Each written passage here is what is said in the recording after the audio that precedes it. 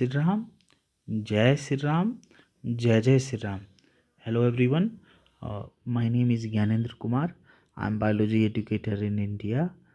In this video, we will discuss olfactory epithelium. But before going this olfactory epithelium, same video is available in Hindi explanation on my this channel YM Hindu Biology. If you are interested in, if you are more comfortable for Hindi explanation, you go to that channel and you can find so many more other interested video also. So okay, come back please. Come back to olfactory epithelium. What is olfactory epithelium? We all know that we have capability of smell. We have capability of smell, and dogs have also capability of smell. And it is says that dogs have more powerful capability of smell. So this is our, this is our nose, and this area is called nasal chamber. On the roof of the nasal chamber, one structure present, and that structure have olfactory epithelium. This olfactory epithelium have only capacity to smell. This is not eye, remember it. This is not eye, actually this is olfactory epithelium. Okay, let's see. So this is our nose, and this is nasal chamber. On this nasal chamber, you see, on this nasal chamber, I mean the nasal cavity or nasal chamber, roof of the nasal chamber, you see this olfactory epithelium present, and above that olfactory bulb is present. This region is olfactory bulb present.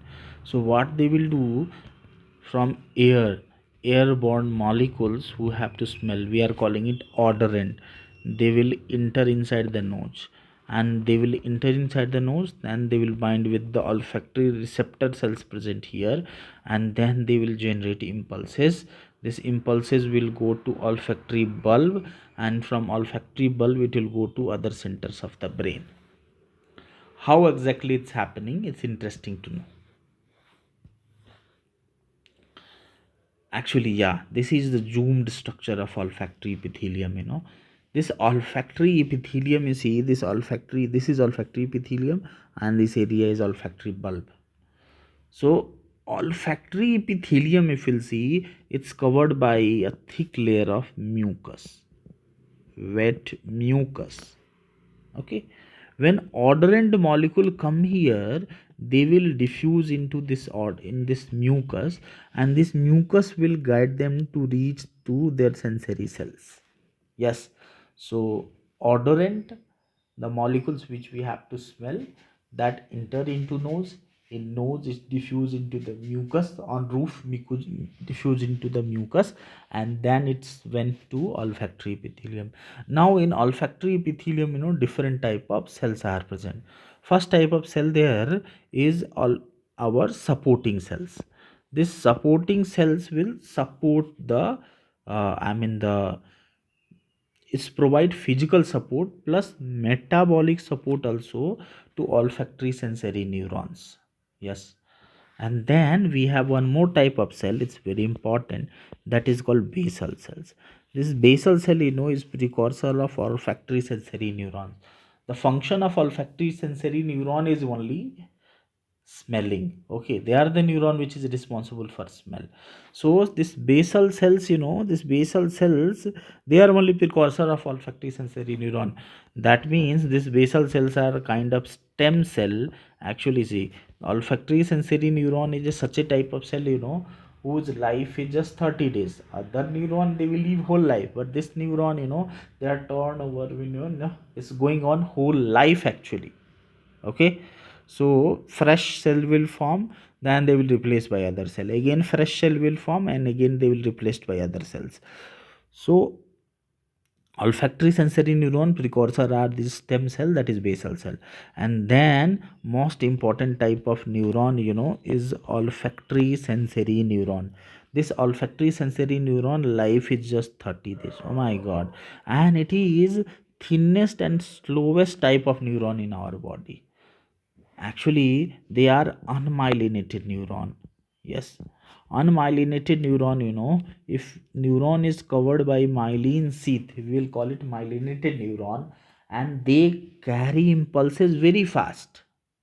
Okay, unmyelinated neurons, they also carry impulses, but their ability to carry impulses is slow. So this olfactory sensory neurons are the slowest neuron, and they are actually bipolar neurons. Yeah, they are bipolar neurons. This bipolar neuron have fine hair like projections. This fine hair like projection is called cilia. Yeah, they have cilia. Through cilia, they accept odorant molecule. On the cilia, it is observed that, like, if this is the cilia, on the cilia, it is observed that they have 400, only 400 types of olfactory receptors. What they have? 400 type of olfactory receptors are present. This olfactory receptors are proteinaceous structure. Yeah, they are proteinaceous structure. They are actually G protein, which will bind with the odorant molecule, and after that they take this stimulus to the neuron, and in neuron action potential will generate, and this action potential will go further to olfactory bulb, and from the olfactory bulb will go to different parts of the brain for detection of that smell. See, these all are the cilia of the olfactory sensory neuron, and they accepted stimulus. See, they have 400 types of the smell, 400 types of the receptors, but we can detect more than 10,000 types of, yeah, we can detect more than 10,000 types of smell. Why? Because this one receptor can bind with many type of odorant molecule, and one odorant molecule can bind with many receptors, and these all receptors are also interconnected with each other. So in this way, in combination effect, they can decode more than 10,000 way of the smell. So this olfactory sensory neuron, their axon, it crosses Kibriform plate of, they actually crosses Kibriform plate of ethmoid bone. Yeah, ethmoid bone have one structure here that is called Kibriform plate. So they will cross this Kibriform plate, and then they will join mitral cells. These mitral cells, they are second order neuron which are forming synapse here. And this synapse is called glomerulus. Yeah, this synapse is called glomerulus. It is observed that in this olfactory bulb, which is present above the olfactory epithelium, in this olfactory bulb nearby 1100 to 1200 glomerulus are present. What are these glomerulus? These glomerulus are synapse between olfactory sensory neuron and mitral cells. Mitral cells, they are a second order neuron present in this olfactory bulb, and they will take from the olfactory tract, and further they will take it to the different part of our brain for detection of smell actually. Okay, so and then you see in this olfactory sensory epithelium there are some specialized type of gland, and that glands are called Bowman's gland. Bowman's gland, either you call it Bowman's gland or you call it olfactory gland. This olfactory gland secretes mucus, and this mucus is important because odorant molecule diffuses here only. Fine.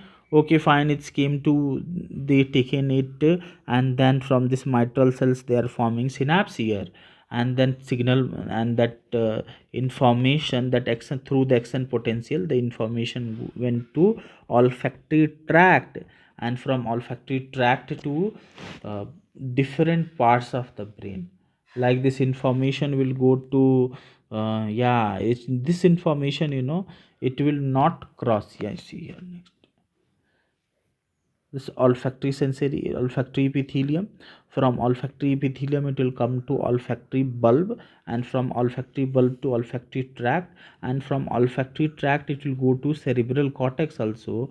It will go to limbic system of our body also, like it will go to amygdala, it will go to olfactory tubercles, it will go to anterior olfactory nucleus, it will go to pyriform cortex. In that all different centers it will go, and finally what cumulative effect will be, what detection of the smell.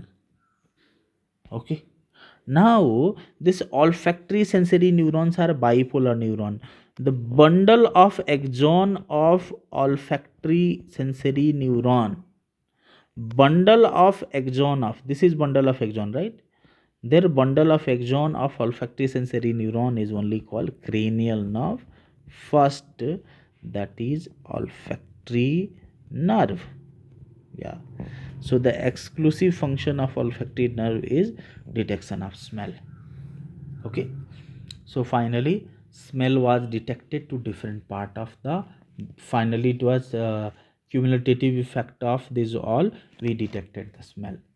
Now it is observed that when person have any kind of trauma in the head, or person will is going through some kind of medication, or person have a respiratory viral infection, oh my god, respiratory viral infection means, you see, COVID-19.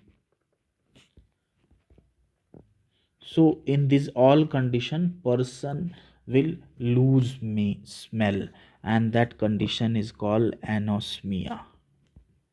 We are calling it anosmia. So if any kind of person have viral infection in respiratory tract, it's possible we lose the smell, or trauma of the head, or medication can person call lose. And this lose this sense of the smell, is directly related to tasting of the food also. If person will lose the capability to of the smell, then they can lose the taste of the food also.